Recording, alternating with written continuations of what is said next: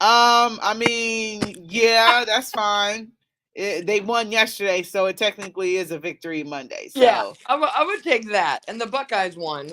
Although, girl, they almost gave me a heart attack at a but couple points why? in the game.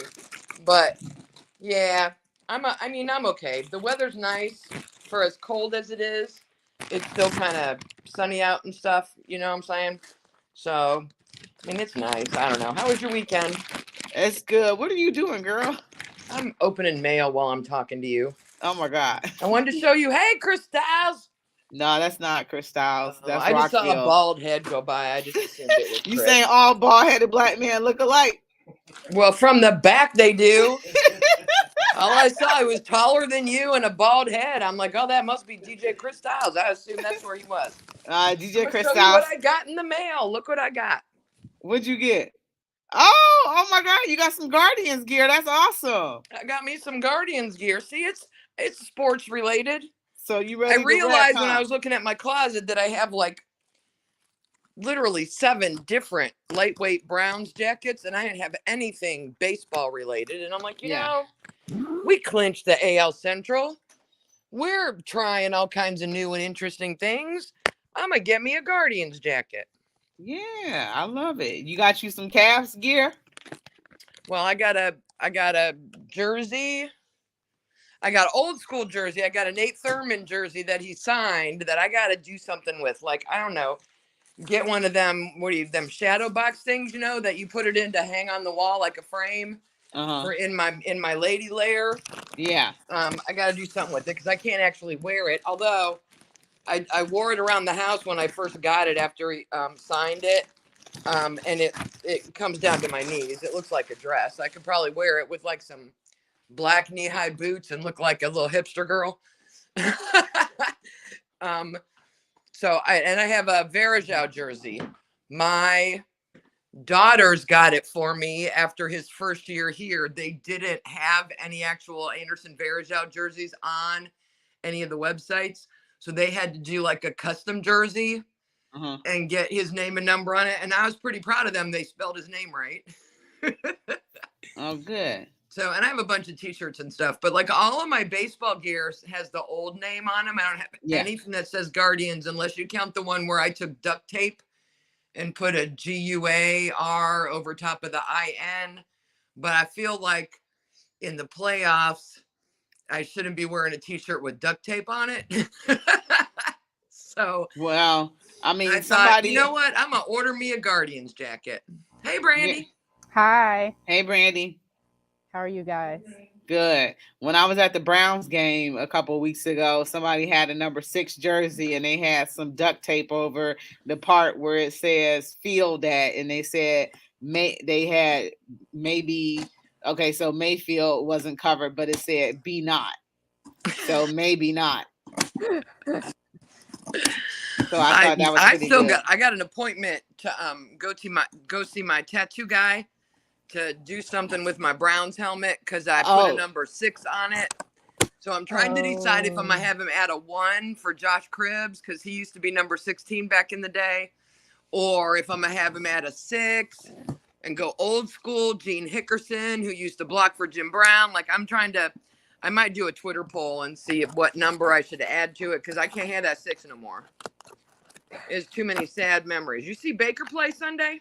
I caught a little bit of the game, but I didn't. Girl, he had 4 passes batted down. Oh, really? And everyone's like, man, Baker's short. I'm like, all right, first of all, we know Baker's short. He's always been short. Mm-hmm. That's why I like Darnold instead of Baker coming out of the draft. But I'll tell you what, when you got a short quarterback, you don't run all your passing plays to the side of the defensive line that J.J. Watt's on. Mm-hmm. Because he's going to bat it down every time. And you find him, you need an offensive line that'll create some passing lanes for him so he can actually see over the head of, they make a little space so he can throw. So apparently Carolina don't know how to design plays for him any better than we did here. Right. But how about J.J. Watt going into AFib and having to be shocked back to life and playing in the game? He's crazy. I don't know how he did it or what made him want to play, but I would have been like, maybe next week. But I would have sat out if I was him. We could do a whole segment on what's going on with these medical decisions in the NFL. We could talk about Tua and that shameful business in Miami.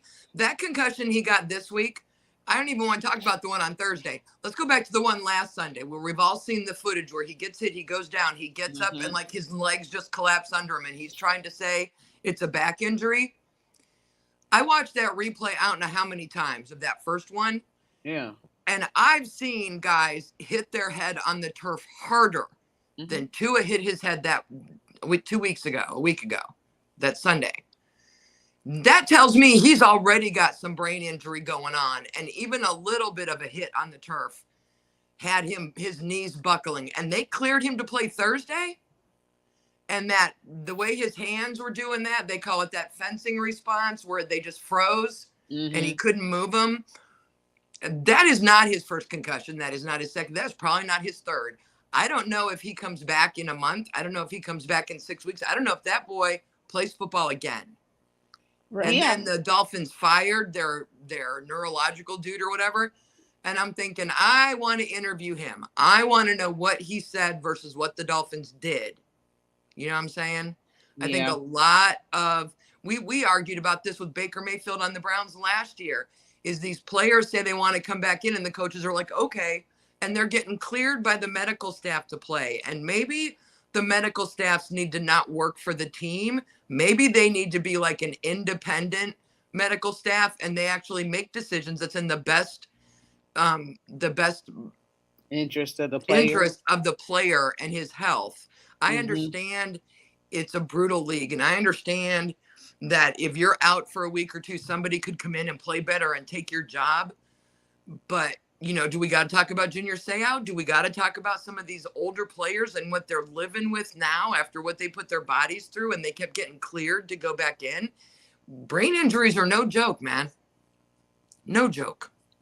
Yeah, I absolutely agree. And the hit that he took in that game 2 weeks ago was terrible. You saw how his hand rebounded off the turf. And you know, one of the things OBJ was talking about was that, you know, an artificial grass surface would be better and that would help cut down on some of the injuries compared to playing on that artificial turf. Because I don't know about you guys, if you guys have had a chance to be on artificial turf. I officiate on the weekends for field hockey and lacrosse, and that turf is hard. And I've seen some girls, you know, fall pretty hard on the turf and stuff like that. Fortunately, there really haven't been any injuries or anything like that. But you know, I've seen it, and it's hard, and you can feel it, and it's very unforgiving. And you know, possibly if they make that switch to artificial grass, is it a little bit, you know, is it a little bit helpful for the players as well? And maybe it might cut down on injuries and concussions and things like that, you know? Yeah, there's no give to it. There's no bounce. Yeah. You know, and I'm not saying put in floor mats like you see in gymnastics, but something. I haven't been my most experience with that kind of field is even when I'm down in Canton at the Hall of Fame, they have artificial turf there with those rubber pellets and things in them. The turf turds. Those are brutal too. I don't know that the artificial turf that they have now is any better. They spend all this time, energy, money doing research on helmets and protective gear and stuff. And maybe it's time they started looking at the fields and doing some kind of an artificial surface everywhere that's got just a little bit of give to it so that it's not like you're hitting your head on concrete. Because some of those fields, whether they're AstroTurf or actual turf, it's like hitting your head on a rock. Yeah. And I remember the AstroTurf. I played on that before playing lacrosse, and you know, that's like playing on the ground. So that surface, you know, can't be any good. But you know, and then he took that sack where he was kind of thrown down to the ground like that, and I was just kind of like, you know, why did the defender? I understand that you're sacking, but the way he kind of threw him down was kind of WWE, and I don't think, you know, he had much reverence for his safety as well, knowing what he had just been through. And then was that Thursday? Thursday night, that tackle on him, you know, and I'm just like, I'm surprised that wasn't flagged or anything like that. So, you know, prayers going up for him that, you know, he has a speedy recovery. And, you know, I think it's best if he takes a few weeks off, because those two hits like that, it can't possibly be safe. No, and he was playing really well. I mean, that's where I feel so bad for him, that he was playing really well. In normal circumstances and normal from NFL standards, I think he'd be back the minute they cleared him. But I think the Dolphins are under so much scrutiny right now for bringing him back on Sunday, letting him come in the second half, and then bringing him right back again 4 days later on Thursday, that maybe they will let him sit out a couple more weeks and get healthy. The problem with the concussions and the brain injuries is it's not like a broken ankle where you can take an x-ray and see if it's healing and measure how the calcification's going and if the bone's grafting. And you can't look at it, the brain, and tell if the swelling's gone down and if the bruising has gone down and if the damage is done. All they do is they do like a series of tests and they track your progress until you get to a certain point where they think you're back to normal, what your baseline was on things. And it's very tricky. And if it was me, when they say he's healthy, I'd give him 2 more weeks. Give him 2 more weeks. Let that brain get itself right, because he really is. He has shown through 3 weeks that he is the future for that team. Like, he really turned it on this year compared to what he's done in prior years. And I think, with hipster homebrew in there as their head coach, as we call him, I think he's going to have a much better shot at that starting job and much more confidence and much more support than he had with Brian Flores and the way they were doing things before. So I don't think he's going to lose his job long term. It would behoove them to sit him out for at least a month and let him get right. I think so too. I think sitting him. Jump on in, Brandy. I know I'm talking too much. Wave your hand at me and I'll shut up. Yeah, I think it's a tough situation. I think, the Dolphins have to be very careful moving forward. I think even longer than a month if it's me, because, they don't want to be in a situation where he comes back too early and he gets hurt again. They're already going through even more legal issues I know are going to come from the Players Association.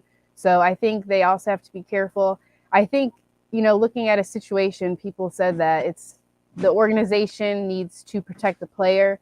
And then, you could tell Tua was in a situation, the Dolphins were undefeated. He wanted to play. They had 2 tough games back to back where he wanted to win those games. So I think, he may have not have been saying his symptoms as well, wanting to play. So I think they just need to be careful there as well and make sure. I think sit him out as long as he needs, because we all saw that gruesome injury and he definitely can't come back early.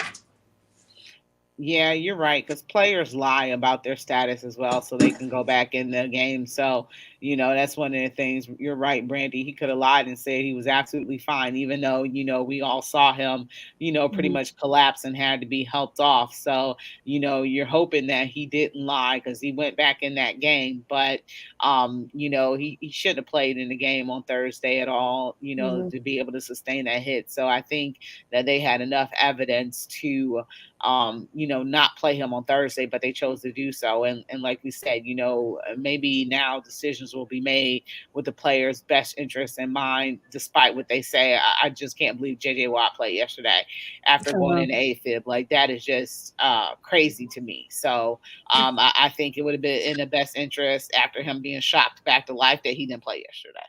So what do they call that? Like when a kid goes to court, like a 6-7-year-old or whatever goes to court and they don't have, parents that can represent them and take care of them. The court appoints guardian ad litem. Yeah. We need to have guardian ad litems appointed to these football players to protect them against themselves. Because I want a guy who's like, put me back in. I want to play.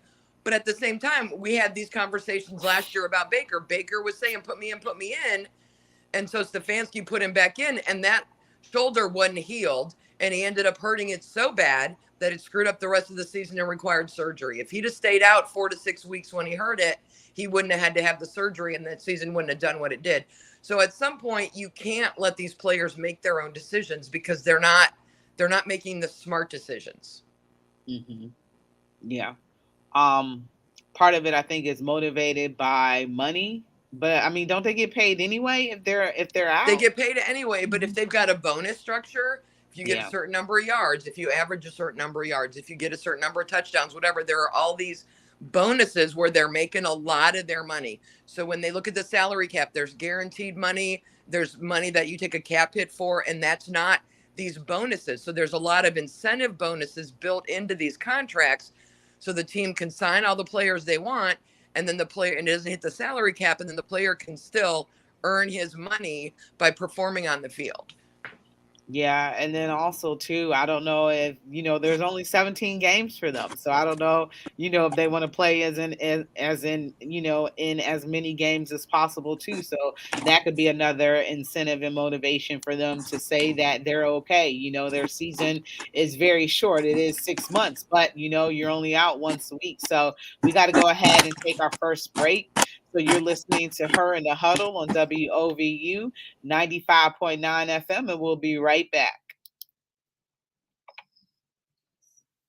Is wrapping up, but we have something amazing for you to look forward to this October.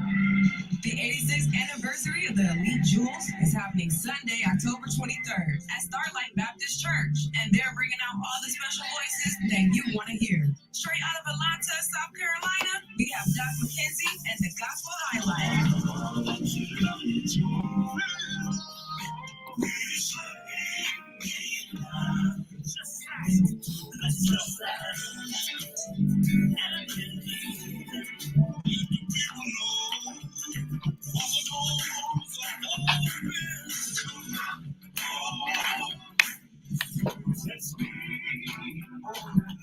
I'm not going nowhere until you bless me. Along with chosen vessels, spiritual believers, the Mundora singers, Reverend Fred Adam, Christian Redeemer, Mary Glover and Company, and Reverend Watts and Sons of Harmony. Mrs. Reese's Soul Food Kitchen will be open. Hallelujah. So you can refuel yourself and your praise. Hallelujah. Hallelujah. All at the same place, Sunday, October 23rd at Starlight Baptist Church, 14516 Euclid Ave at 6 p.m. For more information, contact Mrs. Reese at 216-510-5591. This message is brought to you by WOVU 95.9 FM, a Burton Belcar community radio station.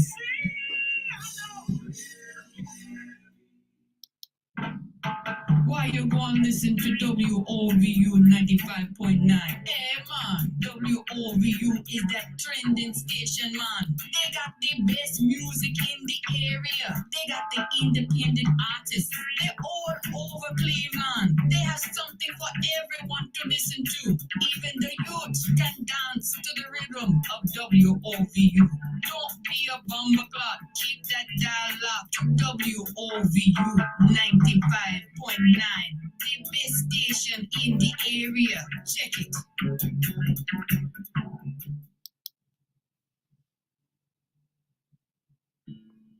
Welcome back to Her in the Huddle with Rachel Hill, the First Lady of Sports.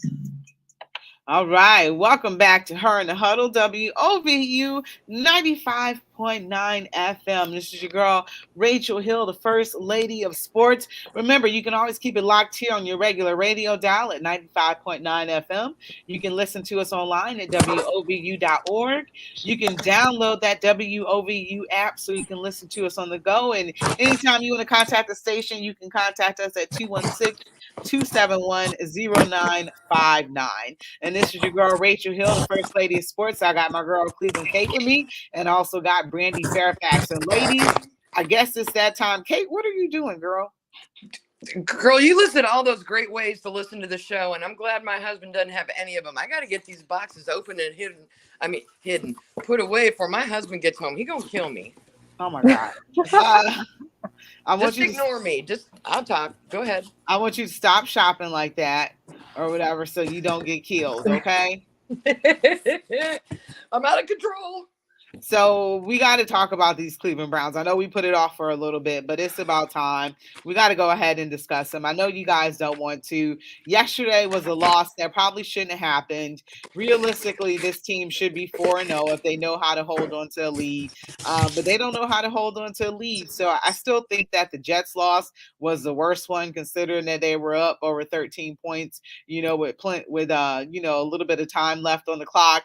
Yes, it was pretty bad because they lost to a quarterback who threw the ball 7 times.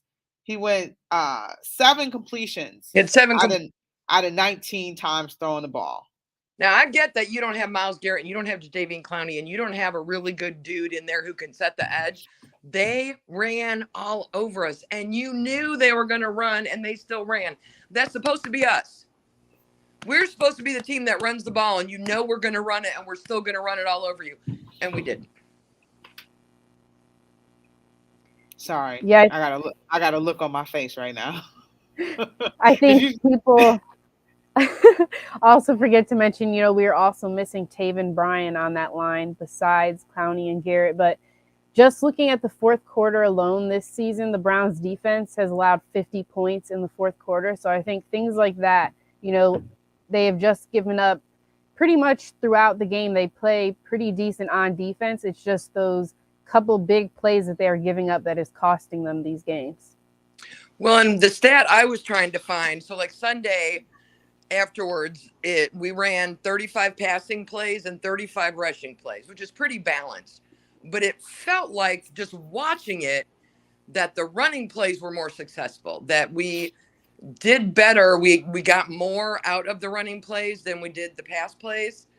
And I was so incredibly frustrated because with, 2 minutes left and we need to score, and they didn't do a rushing play. I understand people are arguing with me on Twitter. You don't have any timeouts left. You're down to a minute 40 or whatever it was. You don't have any timeouts left. You can't run the ball. Yes, you can. If you practice your 2-minute drills, and if you have plays set up to run Chubb or Hunt up the sideline so they can step out, yes, you can. And the Falcons were clearly in a prevent defense to keep you in front of them. They were all spaced out because they didn't want to allow the field goal. And you could have gotten Chubb. If you could have gotten Chubb or Hunt past the initial line, they'd have been gone. They'd have been gone to Touchdown City. And there was not one. And I noticed that in the last couple games as well. The defense, we couldn't hold a lead in the fourth quarter.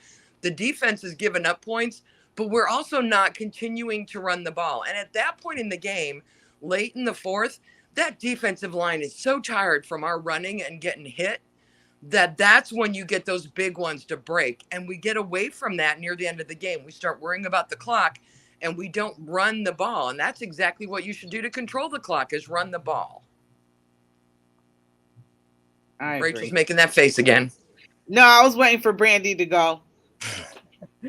Yeah, I think, they have to look at, 3 games now out of the 4 weeks they've had these defensive miscues. So it's been a pattern. I think it's something, they're definitely going to have to correct, because that's what is costing us the game.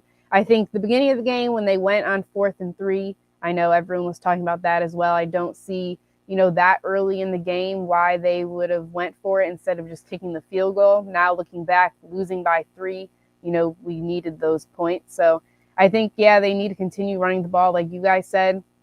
Also, I know the past few weeks we talked about Amari Cooper. The first 2 games, his production wasn't much. Last week, he had a pretty good game. And then, yesterday he only had 1 catch for 9 yards, but he had 4 targets. So I just think if we're going to be throwing the ball, we need to be looking at Coop and getting him more involved. Mm-hmm. Yeah, getting him open, throwing him open, because I guess they had pretty good coverage, on him, and that allowed Donovan Peoples-Jones to have a few completions thrown his way. But one of the things is, mentioning those timeouts, I kind of don't understand, why they took those timeout. I feel like they were kind of unnecessary, and they should have been used, on that last drive, if anything. So I'm kind of perplexed about the clock management during that series when Atlanta had the ball and you still had plenty of time on the clock. So these are some of the things that I don't understand, when it comes to the mind of Kevin Stefanski. And I try to see, where he's going with that. But I just think it was kind of asinine at that point. Well, and then Njoku gets in there, and I think on his first pass attempt, he gets it and then he fumbles it. So it was almost like Jacoby didn't trust him anymore. And then they started going to Harrison Bryant all of a sudden. And he's catching the ball, but he's only getting like 3-4 yards. He wasn't. Yeah. I was just like, why are we suddenly hitting Harrison Bryant? It's like each week Jacoby has like this connection with one receiver that he goes to a ton.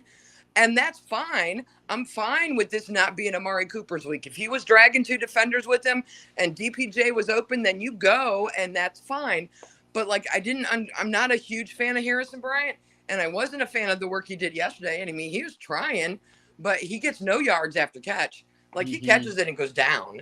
And it just felt very, I mean, I said 35 passing plays, and they got, decent yardage off him, but it just didn't feel like that part of their game was clicking, and that it just didn't feel like it was working.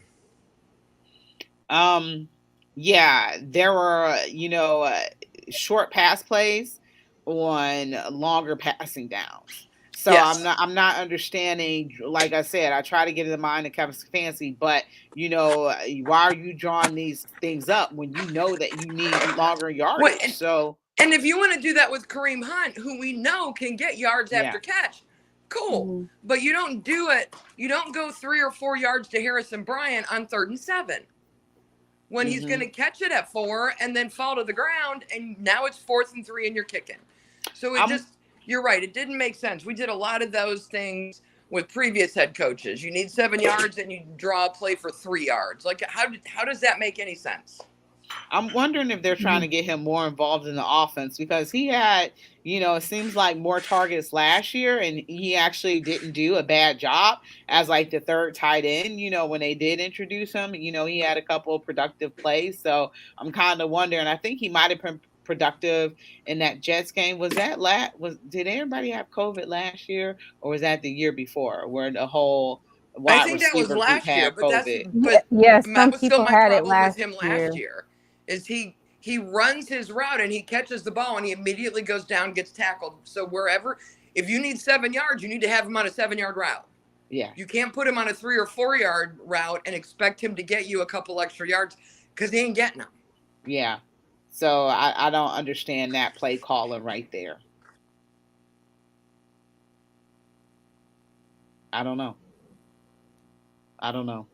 So, Richard LeCount was waived today. Oh, wow. I did not see that. Yeah, Richard LeCount was waived today, and they claimed guard Drew Forbes off of waivers from Detroit. So he was a 6th-round pick by the Browns out of Southeast Missouri State in 2019. Forbes was. And LeCount appeared in 10 games since joining the Browns as a 5th-round pick in 2021. So they actually waived somebody that this regime drafted, which might be one of the first times that they did that. So a little surprising. I don't know if he necessarily was terrible in the game, or his production has been down, but I'm kind of surprised that they waived somebody that they actually drafted. But yeah, Richard LeCount was waived today.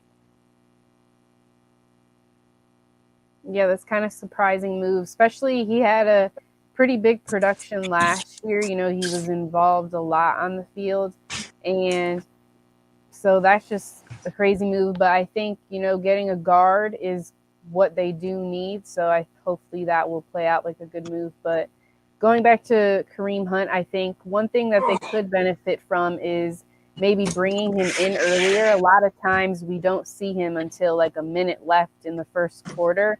So I think, our duo of Nick Chubb and Kareem Hunt are so strong, but I think maybe bringing Kareem a little bit earlier in that first quarter will definitely help them continue to move the ball.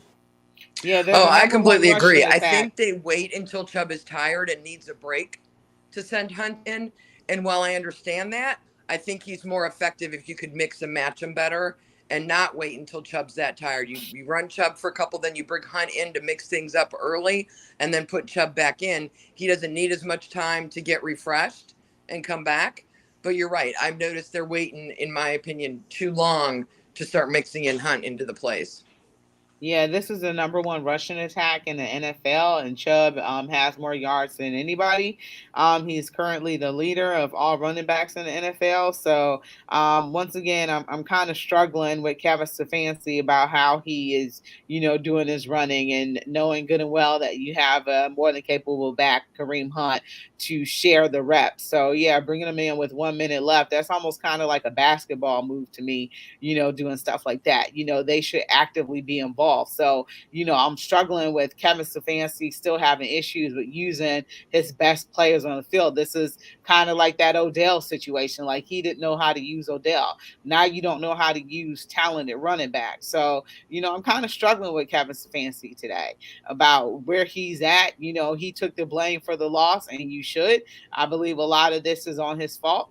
This team, Daryl Ryder, Browns beat reporter said, this team would be 4-0 if it wasn't for coaching. And, I think that there's a lot of credence to that. And, some of the moves that, have taken place. And that's on the defensive side of the ball too, which we're going to address when we come back.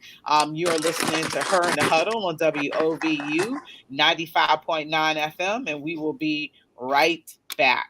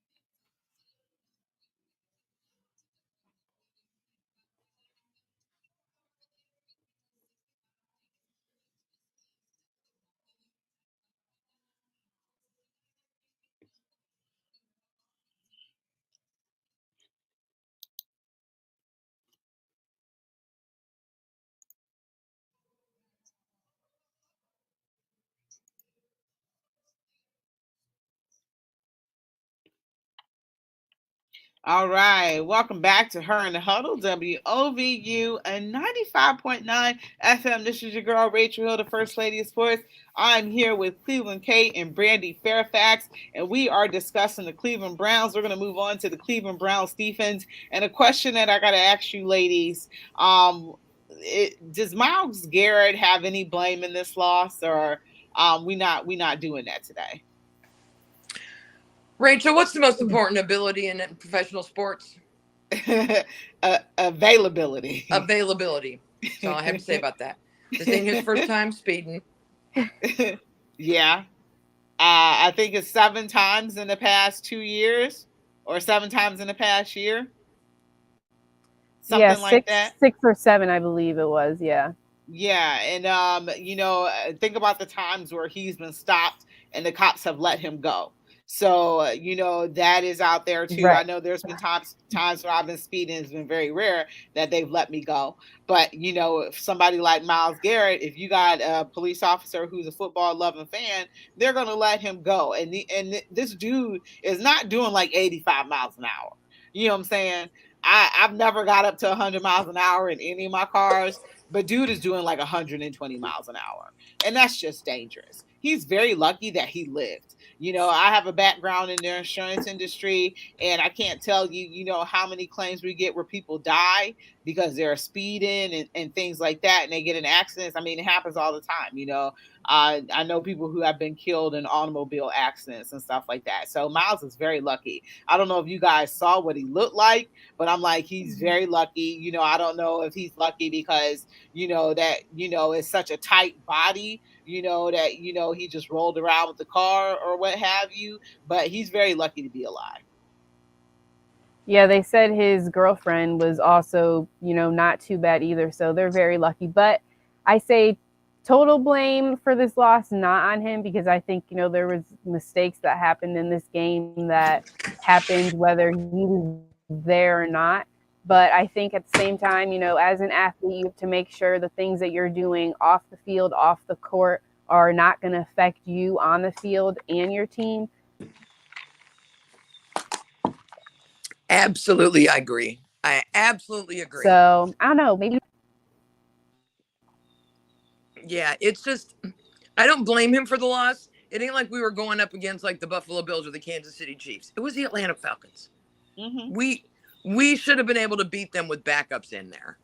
And they ran all over us like we were the track. I mean, it was just ridiculous. In clear running situations, they still ran the ball, and that entire defense was a mess.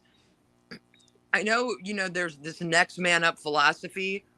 We need to understand that doesn't just apply to, guards and linemen and positions where you've got multiple people. It also applies to Jadeveon Clowney and Myles Garrett. And if they're going to need to miss a week for some reason, he could have been out a week with COVID. He could have been out a week for something that was completely not his fault. He could have just been injured in a game, right? Mm-hmm. So this is a huge learning lesson for Joe Woods and his defense that, when it's your turn to go in, you need to handle your business, and you can't put this on Myles. Now, would he have helped if he'd have been there? Yeah, but I don't know that his presence would have changed the coaching decisions that I didn't care for or the offensive performance. So I think he would have helped us, but I'm not laying the blame for this loss on him either. We still getting gashed for big plays, especially at the end of the game, which enables the team to come back. Baker Mayfield wasn't able to come back successfully, but he had a 70-yard pass play.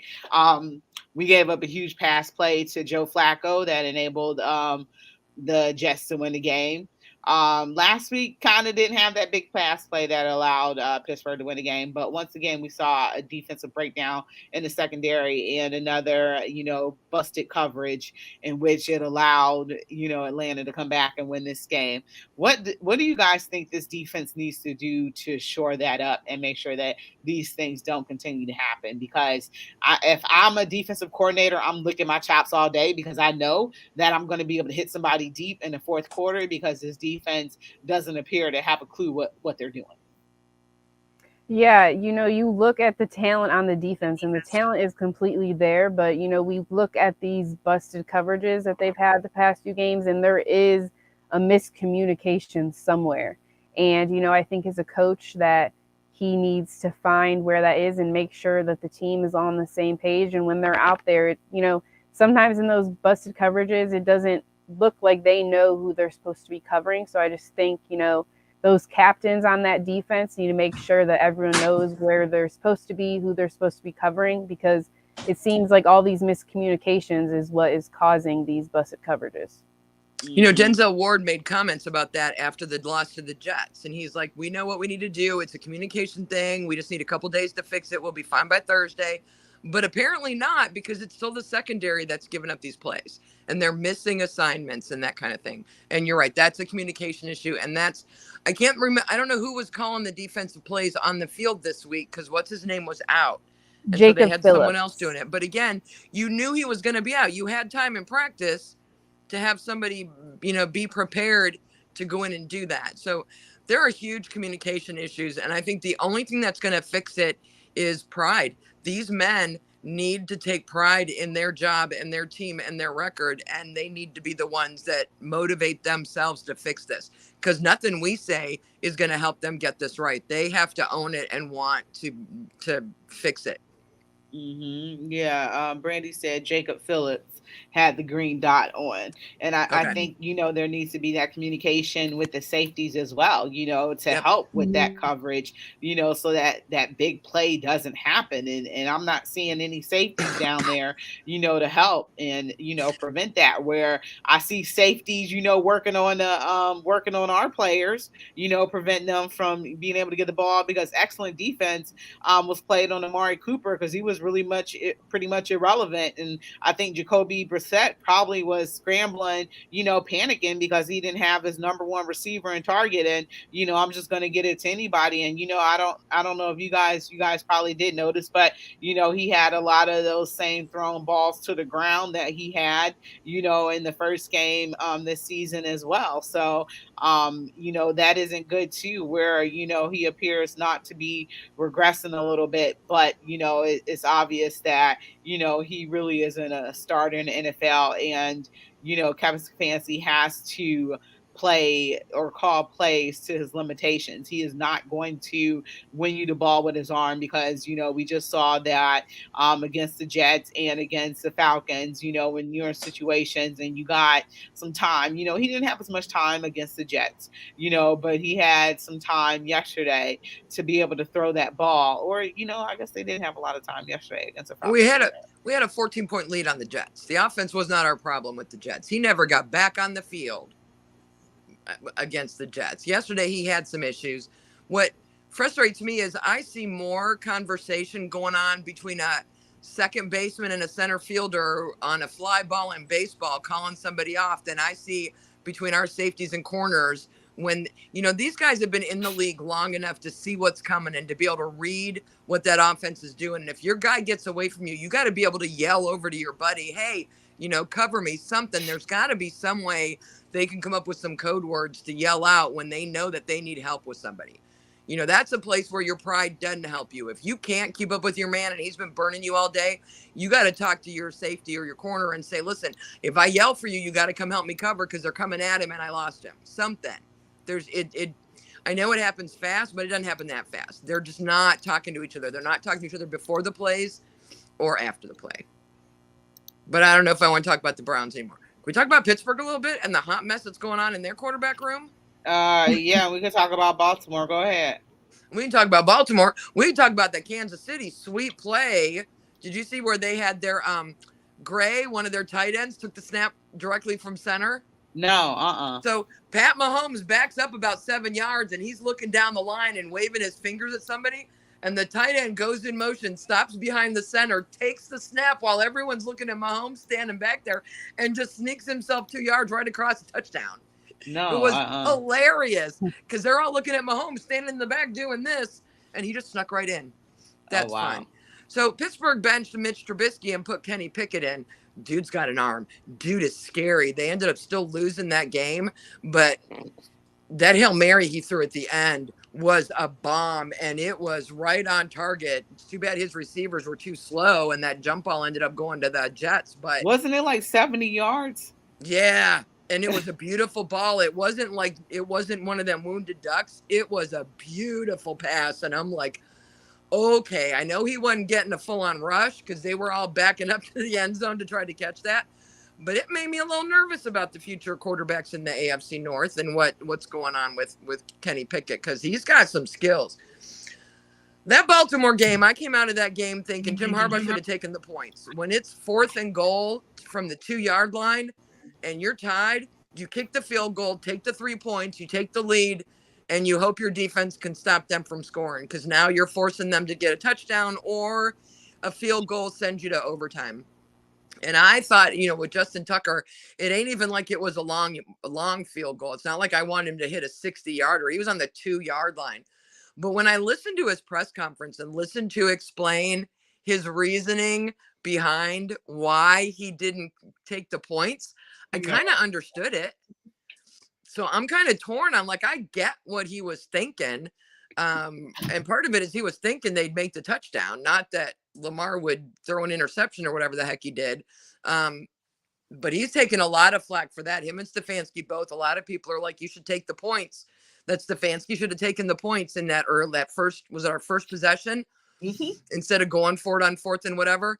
I'm all about going for it on 4th down early in a game because you can set the tone. You can shift the momentum right on you if you can get at them early like that. It didn't work, but I don't know that decision is what cost us the game. I think too many other things happened that cost us that game. But it was a pass play. Now I could see if you were trying to run the ball, but a pass play with, like I said. It was a bad play call. And Jacoby Brissett is 93% effective on a quarterback sneak of less than 2 yards. Yeah. Why you ain't let Jacoby take the ball? Why you ain't go to Chubb or Hunt? Like, you had other options. It was not the right play for that situation. But I'm not going to argue his decision. I'm going to argue Harbaugh's a little bit, because I don't know. At some point, I feel like his defense thinks that he don't trust him. And his talk afterward was, if you get to 7, it's now 4 down territory, right? Because there's so little time left. And if you go up by 3, they got 4 downs over and over and over again to get into field goal range and tie you back up. If you can get the 7, then they've got to go for the touchdown. And then those 4, while you're still in 4 down territory, with as little time that would have been left for them, odds were good that your defense could have held him up and kept him out of the end zone for the touchdown. So I understood his reasoning, is he figured they could get the ball back, or they would just go to overtime tied. He should have, I understood his decision. So while I was joking around with some people on Twitter about taking the points, I understood both of those situations. Would you have taken the points if you were Baltimore, or if you were Stefanski? Would you have kicked the field goal instead of going for it on 4th that early? I would have kicked the field goal. I would, because I wouldn't do a passing play on 4th and 3 with a quarterback who isn't strong. I was singing Jacoby praises. Excuse me, but like I said, it seems like he didn't have a good game this game. He did some great things, but he also did some boneheaded things as well. He had, I think, 2 passes batted down too. So he almost looked rusty. You know what I mean? I know they had 10 days because they played on Thursday, so it was almost like a mini bye week. And I look at a lot of these teams who struggle when the coaches talk about how we have extra days off so we can get healthy and we'll be ready to go. But I feel like those Thursdays get them out of their normal rhythm and their normal practice rhythm, especially if you got to travel on Thursday. Luckily we didn't, but I just feel like it was almost like week 1 again, and he was rusty and forgot how to play. It's only been 10 days, dude. I don't know. We'll see what he does this week. I am no longer asking the question of what do we do if Deshaun gets back from his suspension and they're 9-2, because we all know that ain't gonna happen. I'm gonna be happy if they're 500 when Deshaun gets back right now. Frankly, the way this team's playing. Yeah. Because did I see DJ Chris Styles poke his beautiful black bald head in the studio a minute ago just to give me a hard time? He's thumbing up. All right, am I allowed to say that kind of stuff to him now that he's a married man? Do I have to worry about his wife coming at me? You might have to. You might have to. I ain't trying to start nothing. I'll stop. Don't start nothing, won't be nothing. So on that, we're going to take a break. You are listening to Her in the Huddle on WOVU 95.9 FM, and we'll be right back.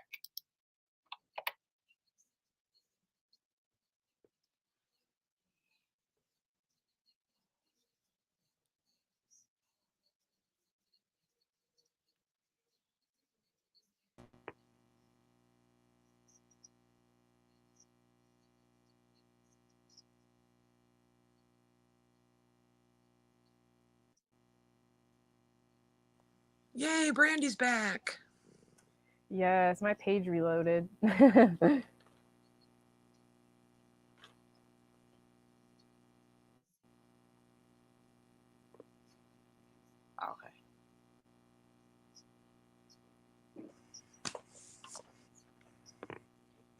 We're going to talk Guardians, Rachel? I don't know if she can hear me. I don't think she can hear me when we're on break. Right.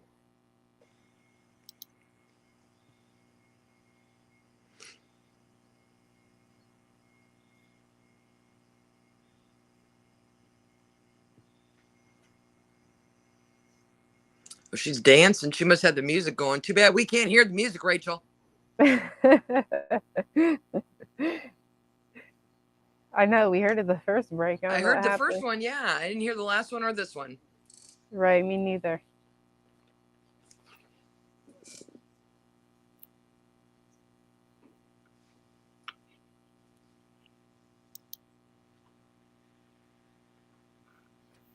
We should start dancing, pretend we can hear it. Right.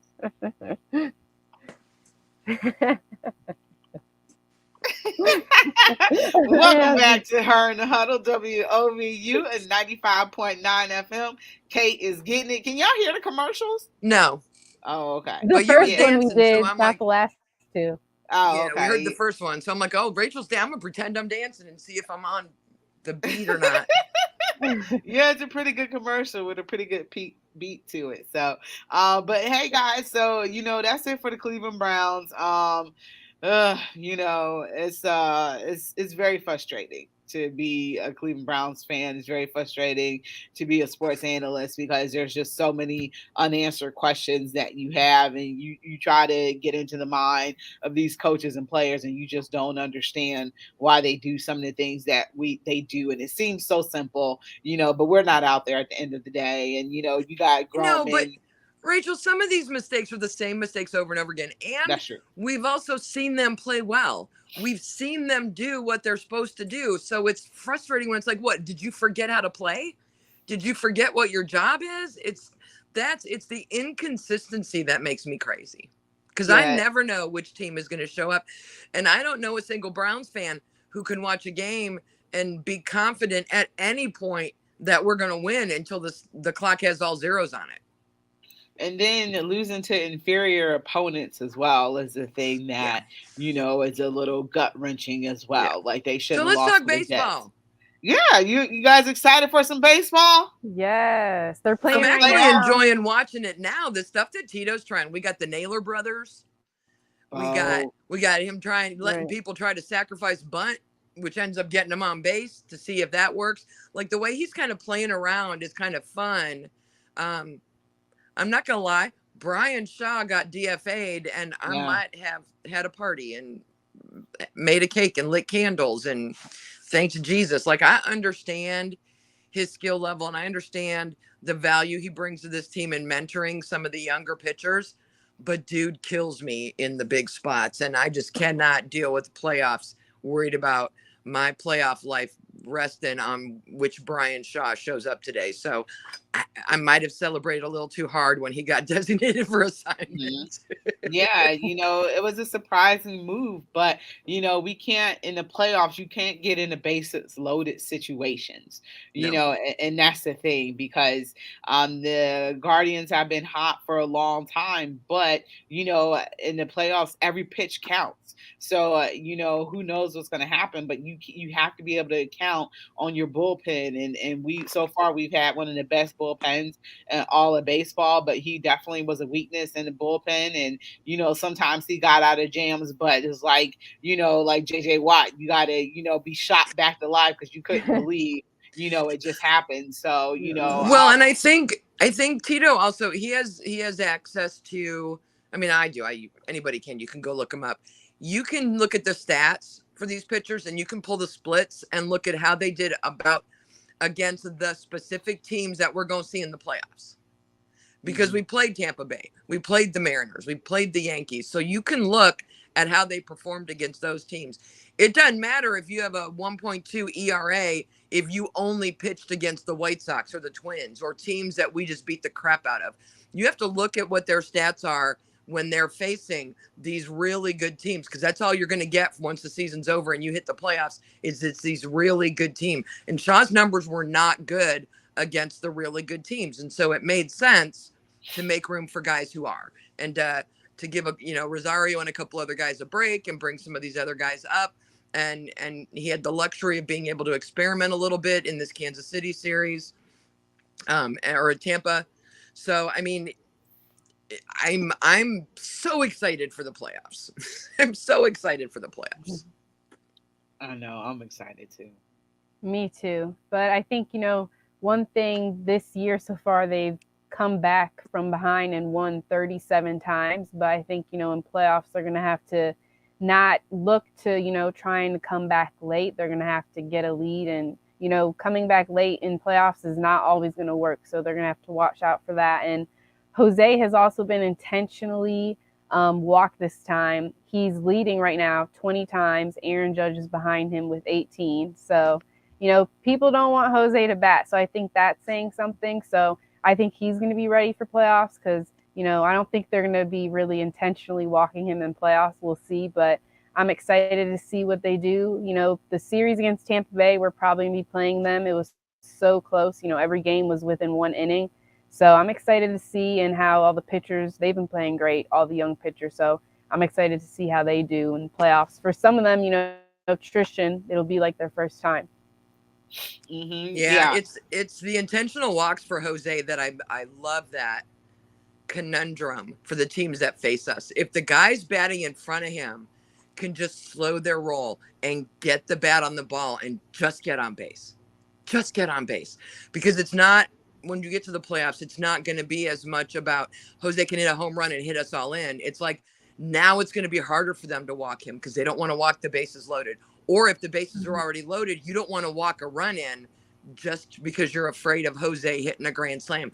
It messes with those pitchers' heads if there are already guys on base when Jose gets up there in so many ways that I think they have to be super hyper focused on that for the playoffs, because that's something that can pay huge dividends if you can get those guys on base in the playoffs. I believe in that Tampa Bay series that they intentionally walked Stephen Kwan as well. Yep. So that's saying a lot as well, that Stephen Kwan as a rookie too. Yeah. I'm like, put some respect on his name. Kwan, do it. Yep. Well, and then they brought up Bo Naylor. Yeah. Josh's little brother, because he's a catcher and he hits better than our catcher. So if you're in a situation late in the game where you need a bat, you can sit Hedges down and put Naylor in, and then you don't got to worry about moving people around because he can just take over at catcher for the rest of the game. It's a really nice move, and the kid has done really well so far, you know, for what we've seen of him. So it's, you know, kudos to Tito. Dude knows what he's doing. He knows what he's doing with this team. We give him a lot of grief about leaving pitchers in too long and being too, you know, loyal to some of the players and that kind of thing. But this is where I think his experience and his smarts really pay off, is as you're getting ready for the playoffs, and then as you get playoff baseball underway, I think is where Tito really earns his money. And frankly, I don't think there's anyone that's happier about the Guardians being in the playoffs than the Cleveland Browns, because the more games they win and the deeper they go, the less grief they're getting from their fans because of the way the Browns are playing, because this will become a baseball town for a few weeks, at least until October's over.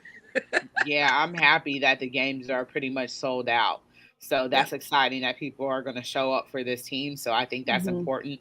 I had said that the Tampa Bay series was a very important series. So, you know, a lot of people were like, these were meaningless games, but I didn't believe so, because I'm like, you know, this is a team that we possibly could face in the playoffs, and this is the team that we're going to face. So I was like, you know, it gave Tito an opportunity to pitch his pitchers, to see, you know, what these batters were going to do and things like that. So that Tampa Bay series was hugely important, because all it did was really prep you for the playoffs. So I'm glad that, you know, they faced them so late in the series. But you see how Kansas City had tried to steal that base and test Bo Naylor, you know, pretty much as soon as he got inserted into the game, and he threw him out. So, excuse me, that's going to be important. You know, defense is everything, and you live and die with each pitch in the playoffs. So, you know, getting that rotation set, I'm a little... you know, I have been singing the praises of Zach Plesac, you know, for a long time, and saying he hasn't had any run support or anything like that. But, you know, he can't get in games and blow them up as well. So I'm a little concerned about him in our starting rotation. He's back from that injury. He needed a little more time, I think. But Tito wanted to get him back in and up here and facing major league talent. I think he'll be fine in the playoffs. I'm not worried about him. I'm hoping so, because we don't need another Trevor Bauer to lose us 2 games, you know, in the World Series. So I'm hoping so. I don't think he'll get 2 games. If we get to that point, if it's a 7-game series where somebody's going to pitch twice and they lose their first outing, I don't know if Tito puts him back in. Yeah, I need Shane to be on point as well, too, because he lost that opening game against Tampa Bay. So I need him to be on point and not give up some home runs, you know, noticing a little slippage, you know, on him. You know, Tristan McKenzie is doing everything that he needs to do.